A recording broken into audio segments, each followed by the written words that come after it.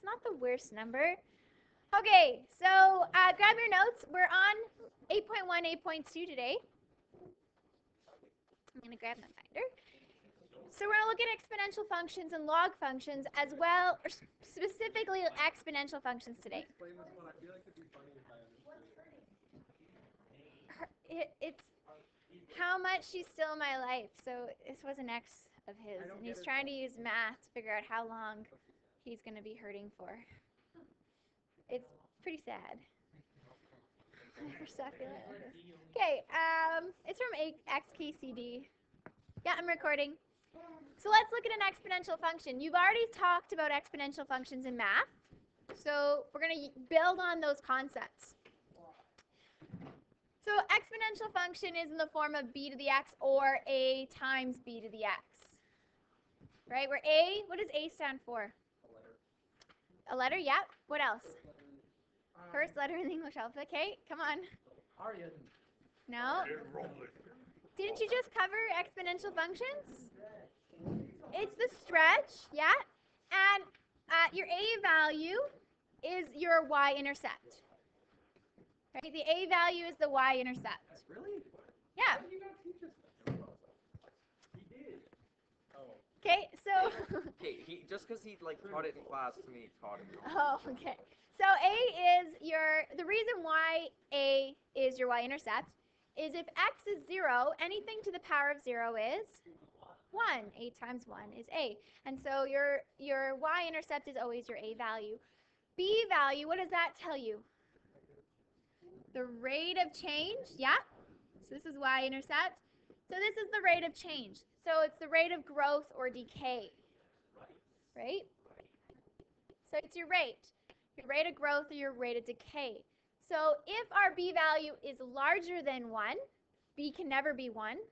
Also, it's not an exponential function. If you have a graph with b equal to 1, why is this not an exponential function?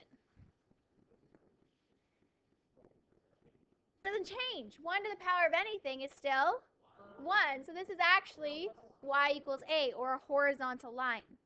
So b can't be 1. Also, it wouldn't be an exponential function. It has to be between 0 and 1. And the other it can't be 0 because we can't really evaluate 0 to the power of anything. Okay? So it has to be between 0 and 1. If it's between 0 and 1, what kind of function is it? We call that a decay. Yeah. It's a downward slope. Okay? So you would call this the upward slope or the growth. B is greater than 1. Okay, so let's look at some limits. Okay, so this function here, as x approaches negative infinity, what will x approach? Sorry, as x, thank you. As x approaches negative infinity, what will y approach? 0. And as x approaches positive infinity, y will approach positive infinity. Okay, let's look at this guy. As we approach negative infinity, our y value will approach positive infinity. And as we approach positive infinity for x, y will approach 0. Good. What's our domain of our exponential function always, if it's in that form? XER, and the range would be greater than 0. Y is greater. So we have a horizontal asymptote at y equals 0. Nope. Never touch. Okay. So let's evaluate some limits. You can use your knowledge of a growth or decay. Is this a growth or decay? It's a decay. Because the b value is less than 1, the graph is going to look like this. So as x approaches infinity, our y value will approach 0. Okay? What do we have to do if we have a negative exponent? What does that do? It means it's actually 1 over 3 to the power of x. I'm going to apply that negative to the 3. So growth or decay? Decay. It's decay, yeah. And so if it's a decay as x approaches infinity, we're going to approach 0. Good. All right, let's look at this guy. The limit as x approaches infinity for 4 to the power of 1 over x. That's kind of ugly. So the best way to evaluate this one might be with a table. Yay. No? X, 4 to the 1 over x. Okay, we want to approach infinity, so we need large numbers. Relative. 2 can't be really large relative to a tiny, tiny number. Let's start at like 100, 1,000, and then I'll do 10,000. Okay. Why don't we do something bigger than that? You can. You can do whatever numbers you want. Okay, that will approach 1 point. Let's go 2 decimal places for now, or 3 maybe. 1.014. Okay, oops, sorry. Oh, sorry. Okay, now we'll try over 1,000. Oh, 1.001. Looks like it's going to 1. It does kind of, hey? Interesting. And, ooh, 1.00. So what is it approaching? 1. So as it's approaching. Yeah, because any number to the power of 0 is 1. 1 over infinity, or 1 over a really large number is 0. 4 to the 0 is 1. Yeah, look at that. Okay, that guy we can't do. That is called the cosecant, and so it's the reciprocal of a sine function. So 1 over sine x equals cosecant x. Yeah, so we're going to skip that. It's kind of sad, actually. Is trig an optional unit? No, trig is definitely not. What are the optional units? Okay, so have you guys talked about Euler? Euler? Okay. Euler. There's no coincidence that his first name starts with an E. He discovered E. E. There you go. He discovered E. He discovered E? Yeah, he also made pi popular. I did some research. He made pi popular. So we already knew his circumference over diameter in his day. Oh. He's made pi. Funny. So he because his work was so like largely published, he used the symbol that we know now as pi, and that's how it became accepted as the symbol for pi. Okay? He also discovered E, and he worked with logs and natural logs, specifically natural logs. And that's why it's the letter E, because his name is Euler. So there's a really corny joke that goes around, and it says, what did Euler find in the toilet? E. A natural log. Yeah, it's pretty. That's some toilet humor for you. Sorry, guys. Okay. Latin embedded just died. So, going back to limits, do you remember what this formula is? Hey, we don't have that. Oh. No. Guess we have to write it all out. Oh, you have to write this all out. Okay, so. Hey, we have this on a sheet. Just keep going. All right, well, you don't have to. Yeah, but yeah, I mean. Okay, so to find the derivative, what formula is this? That's the First principles. First principles, okay? So if our function is b to the x, we're going to plug in b to the x plus h minus b to the x all over h. And so what did they do from this step to this step? What law did they use? The product law. When the same base are the same, we can multiply the exponents, or the opposite's true as well. So it becomes x and h. So what happened from here to here? What? Something wrong? B to the x plus h. Yes, right here. Oh, sorry. Minus b to the x. Here. Yeah? Yes, as h approaches 0. Yeah, from first principles. Excuse me. So if we factor x out, we can now sub in. How did you get from the first one to the second? From here to here. Here to here. Okay, so this is the formula on your formula sheet. Okay, and here's your f of x. Oh, there's B. B to the power of x. So b to the power of x plus h minus b to the x. So we want to figure out what this is approaching. As h approaches 0, what will that approach? Okay, because that's the only one with we're trying to make the derivative. That's the only one with h in it. So we can pull the b to the x out and calculate this limit. Be this times that. Because that's the only ones that are affected by h. So we're going to try and find out what that is. What does it actually approach? So we're going to test some values. We want h to approach 0. So let's try both of these formulas. Okay? So if you can grab your good old calculator.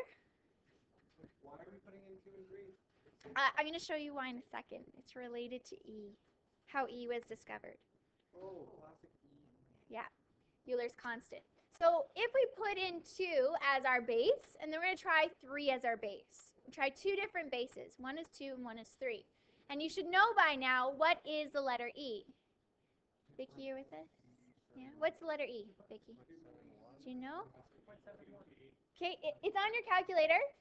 It's right here, second of the negative, if you have the graphing calculator here.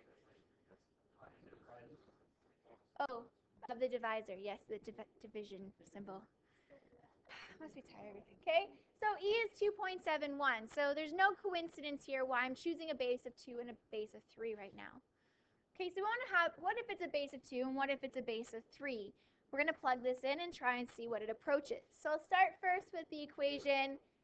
Let's store x as 0.1. We'll start, ooh. Yeah, thank you. There we go, thank you. Okay, so we have 2 to the power of x minus 1 all over x. So I'm using x instead of h. Thank you. I think somebody's paying attention. Okay, 0.717. Okay, let's try it again. We're going to store x as 0.01. I like the store feature, I'm not going to lie. Pretty handy. I don't know, just saying it. I like it. Okay, 0.696. And let's try one more.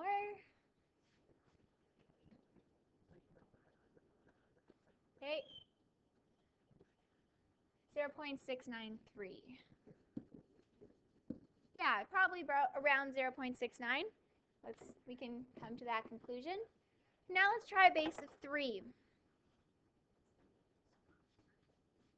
So now I'm going to change my function. So we'll store L as a 3. Okay. And so I'll start at the bottom one because we already have x stored as 0.01. So 1.099.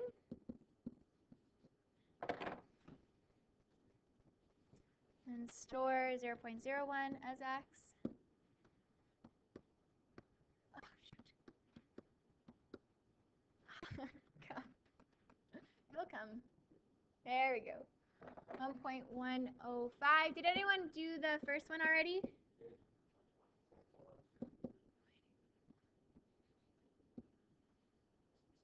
Okay. So it's getting towards approximately, I don't know, 1.1-ish. Well, 1.09, say. Okay, because it goes below. So why is this so special? Well, we know we have b to the x here. What would make this a beautiful derivative? Make it a beautiful derivative if this would approach 1. And notice this is going, it's somewhere between 2 and 3 is somewhere between. It's approaching here 0.69, 0.107. And what would be that perfect base so that this would equal to 1? And that's where E comes in. It's that perfect base.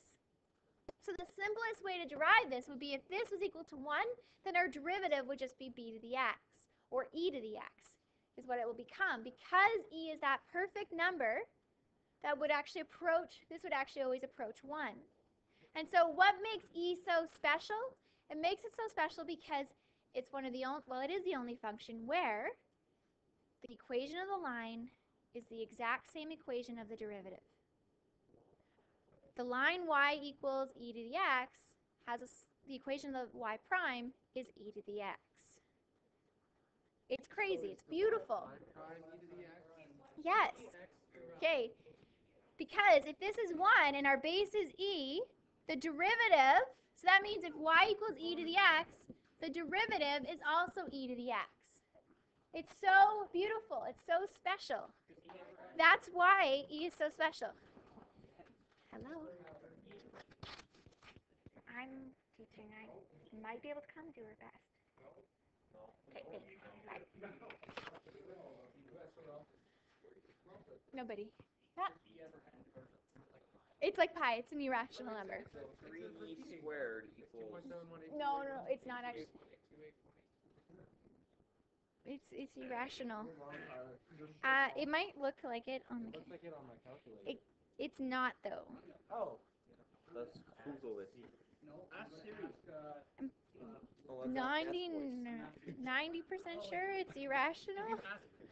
My 99 just became 90. Okay, so we are looking here of this guy here. We're finding the derivative of an exponential function.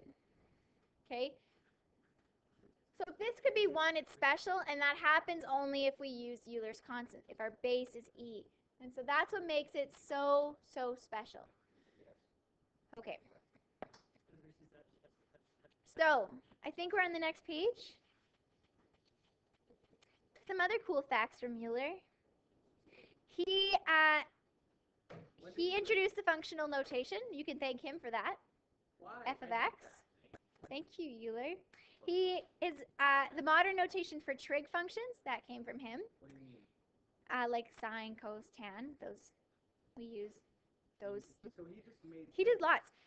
Yeah, symbols. Summation. He came up with a symbol for summation. The big E. Okay. He came up with a symbol. He came up with a symbol for. It's like these concepts were there, and he's like, I'm going to give it a symbol. And his work was so widely published that it became accepted. So yeah, he popularized a lot of symbols. So he didn't actually do math. He just came up with symbols for math. He did math. He discovered the natural log, and this formula here. I have it here. He lived. Oh, I don't know. He was a Swiss mathematician though, and physicist. Okay, so here's our formula. So if our x is, say, a u, right? If there's something in here other than x, we have to use chain rule. So we times the derivative of the exponent. So let's try and solve this guy. So the derivative, so y prime here, of e to the root of x.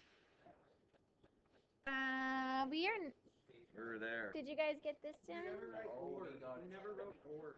Okay, so on this page, guys, you want to write down, it's on the next one, here. These are the two boxes you need to write.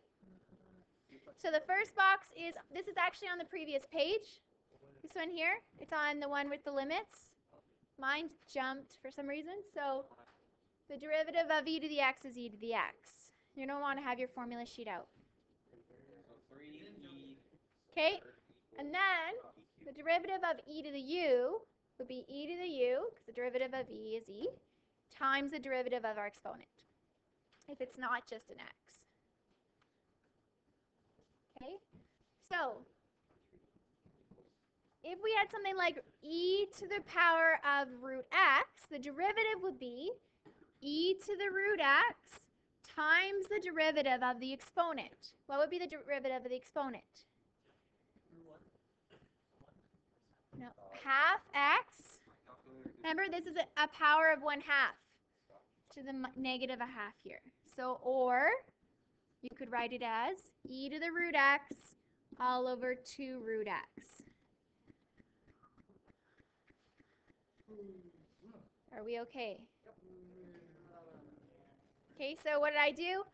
2's on the denominator. Remember, I moved this guy to the denominator because he has a negative power. And anything to the power of 1/2 is the same thing as a root. Okay? What do you mean the derivative's the same as the...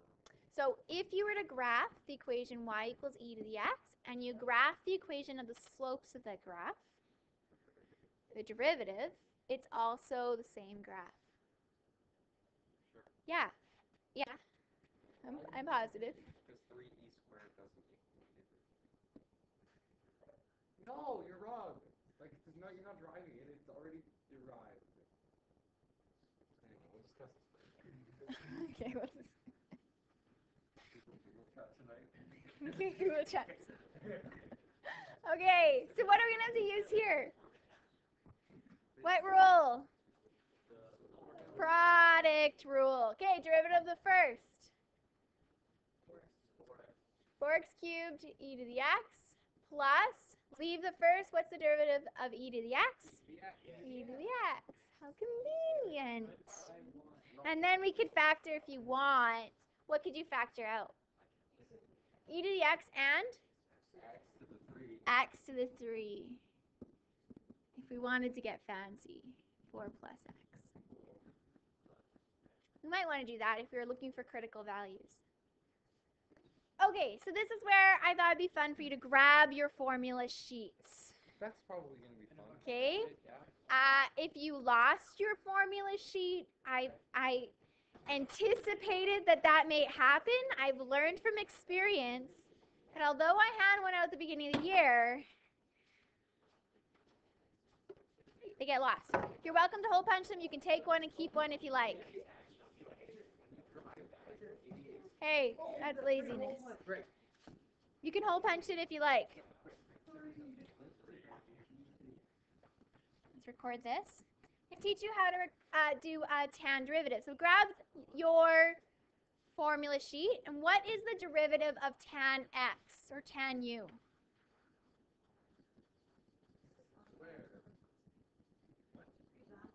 Okay, so you need a green formula sheet.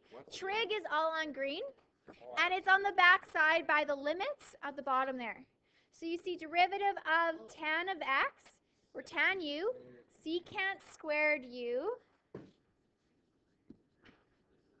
du dx. Okay? So secant is the reciprocal of cos. It's 1 over cos squared, which you're going to learn about soon. Very soon. It's just making everything confusing to me. I don't even understand what we... Yeah? Where is that? This formula sheet this says on your formula sheet, second page, above the limit, first principle limits formulas. Oh, so this is the formula on the formula sheet. So if I were to derive this, the derivative of tan equals secant squared. So secant squared of my inside times, what's the derivative of the inside? What's the derivative of e to the x? E to the x. So that would be that derivative. So y prime is e to the x secant squared e to the x. Okay, well, I don't know. I thought I'd try it.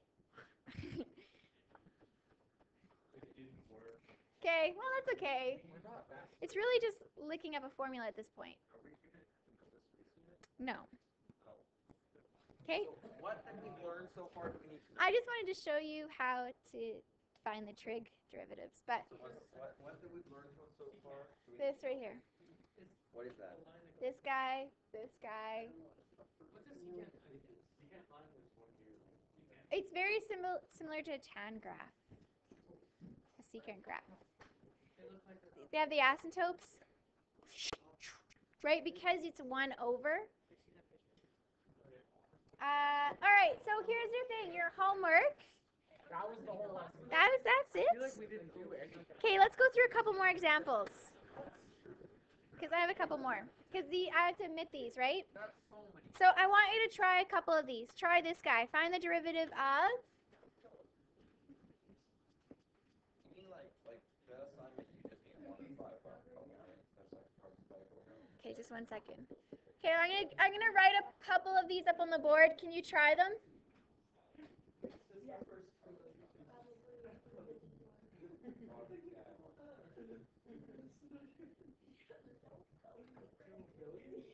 Okay, guys, write these down and give them a try.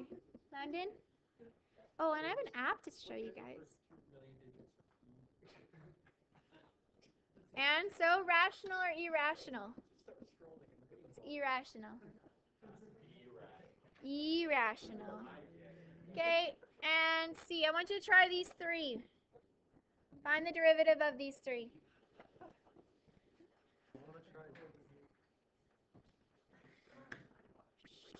Guys.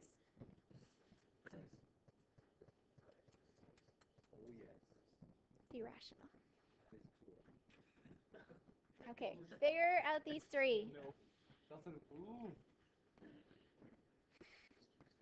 Wait, so we have, Because it's irrational. you just want us to derive. Derive these three. Wait. So it Be is 3e to 3x. Because you have to time for the derivative of the inside.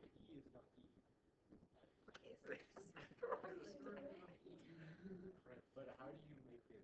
Okay, want to work through this together? Okay.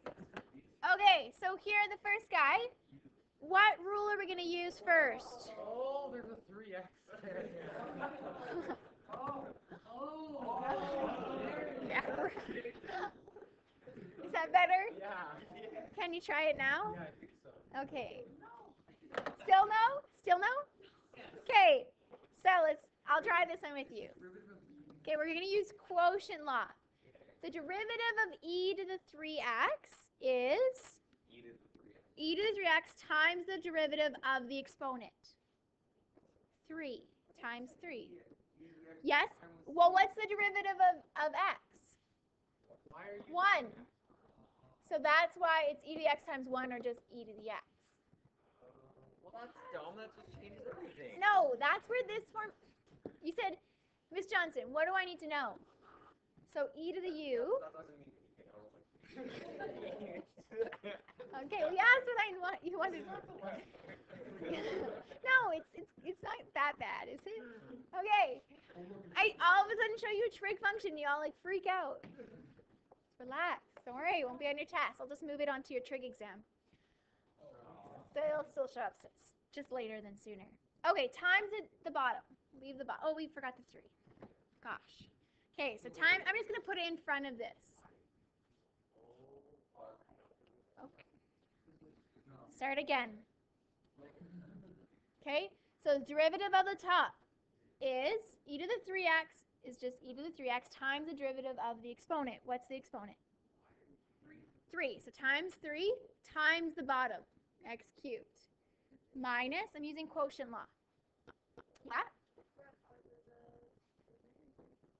Why would it be a negative 3? No, you just times the bottom. Just times the bottom. You're turning it into a product. You're welcome to do that. You'll get the same answer in the end. But then you're just using product law. Okay? Now leave the top. What's the derivative of the bottom? 3x squared all over the bottom squared. So that would become x to the 6. We square the bottom. Okay, so what can I factor out from these two in the numerator? You factor out a e to the 3x and a 3x squared. So 3x squared and a e to the 3x. We're going to factor out. So we're left with, this is gone. This 3, there's just one x here is left over. Okay, minus, this is all gone. 1 all over x to the 6. Okay, what can reduce? the x squared. So we have 3 e to the 3x, x minus 1 all over x to the 6. If you did product law, it would work out to be the same. Yes?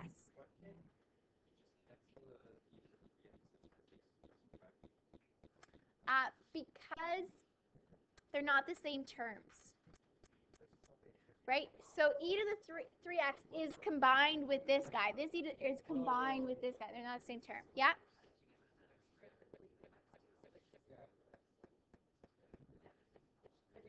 Oh, these reduce, right? Because it's factored out? Oh, yeah. Thank you. There we go. Good eye. Good eye.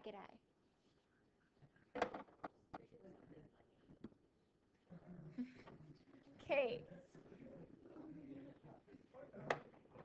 All right, so what are you going to use here? Product and chain. Chain. You know that song? Aretha Franklin? No? Any fans in the house? Okay, derivative of the first. E to the 5x times. Okay, listen up. What's the derivative of e to the 5x? E to the 5x times 5, and leave the second guy.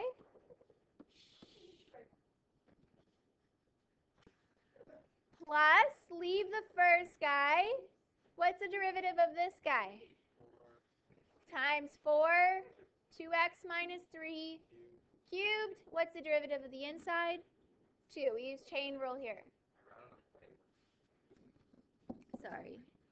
Okay. We can combine some things, or we can go straight to factoring. Okay, we can't combine. You mean, okay, so this will become 5e to the 5x. Just rewriting it a little bit nicer. And what would be the constant in front here? 8e to the 5x, 2x minus 3 cubed. What can we factor out here? E to the 5x and a 2x minus 4 to the power of 3. The lowest power is 3.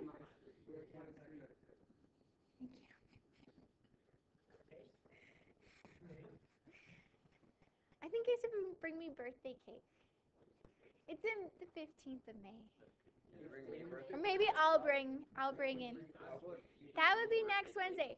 The only reason or I'll bring cake that day. Because it's my 30th birthday. I am that old. I know, hey? Yeah. Next Wednesday. Not next Wednesday, the following week after that. 2 weeks. 2 weeks. 2 weeks from today. I have 2 weeks left in my 20s. Okay, sorry, I didn't mean to make it all about me. Okay, so maybe that's when I'll bring cake. I'll bring cake that day. If you want to bring treats too, you can. But I'll bring cake that day. Let's have a potluck. Yeah. Potluck. You bring like your salsa. Deal. Let's have a potluck. That would be awesome. And we'll just eat. Okay.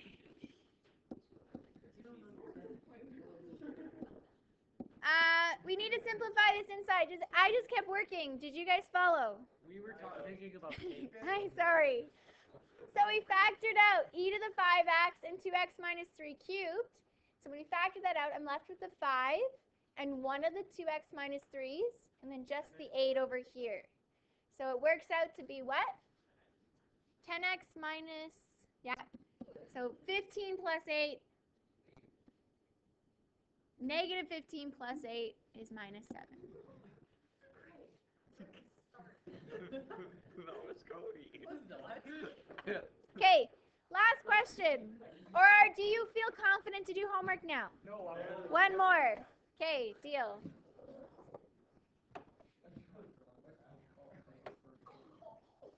Okay, y equals 2x e to the power of x.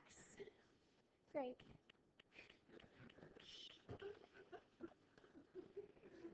Don't make me come up and do this one. Okay. What are we going to use here? Product. That's true.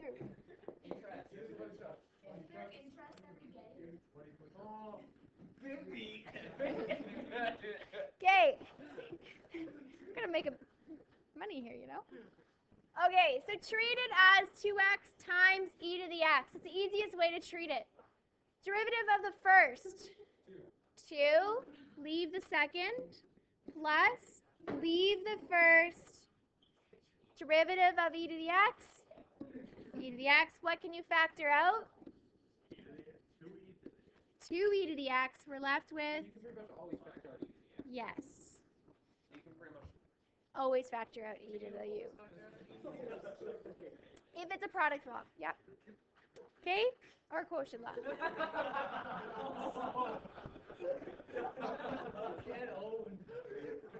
What is going on, guys? I don't even know. Okay, your homework. And remember, I am checking homework. So we do have about half an hour left. Now open up to your textbook so we can talk about this. Please bring your textbooks to class every day. Okay. No, okay, so 361, open up to 361. No, it's both. Okay, 361. So it says number 1. I'll be nice to you guys. You're always nice. I'll say 1A. Okay, so number 1A. Yep. 5 left column. They're not that hard, they're just limits. And then 366. All of 1, which is just your practicing your derivatives. It says number 2. That's a good question, really good question. And then 4 derivatives left column, which is not that bad. And 6, 8, and 10. Do you want to do 6 together? Yeah. It's 6 hard. No. Okay, let's do 6 together. So, you want to know the assignment?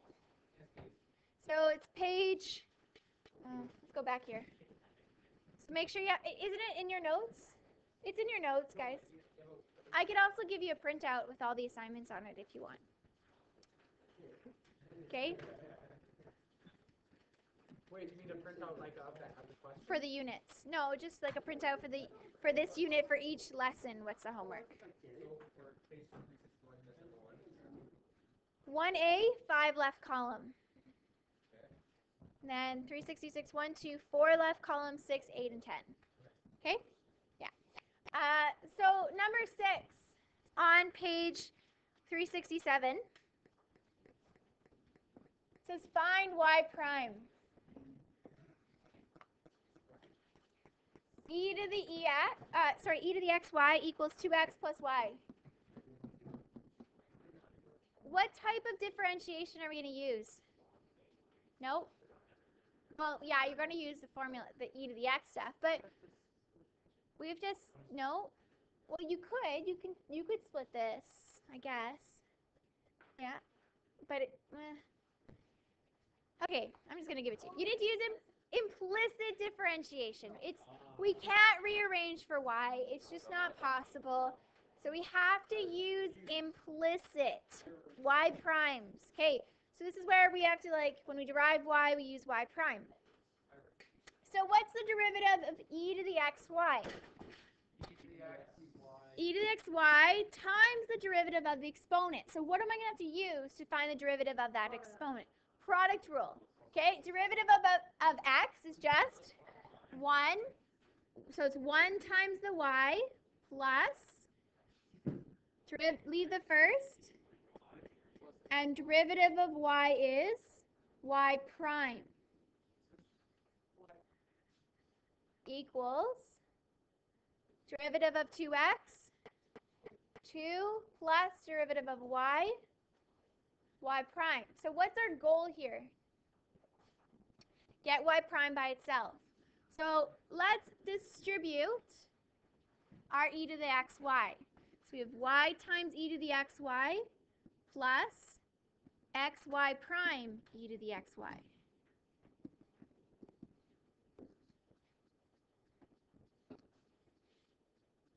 Okay, so what did we do here? We took the derivative of this function, and we derived it implicitly with respect to x. So the derivative of e to the xy was e to the xy times the derivative of the exponent, which we had to use product law. The derivative of x is 1 times y plus derivative, leave x, derivative of y is y prime. Okay? Yeah? Looks like you're okay, I think.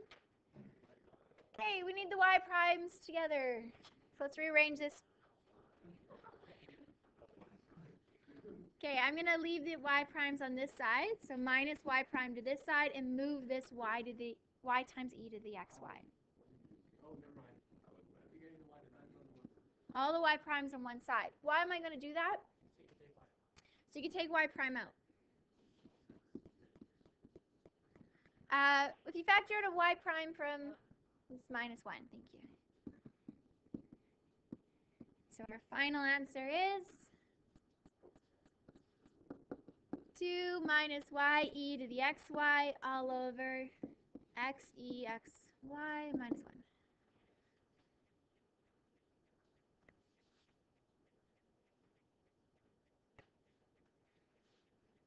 Questions?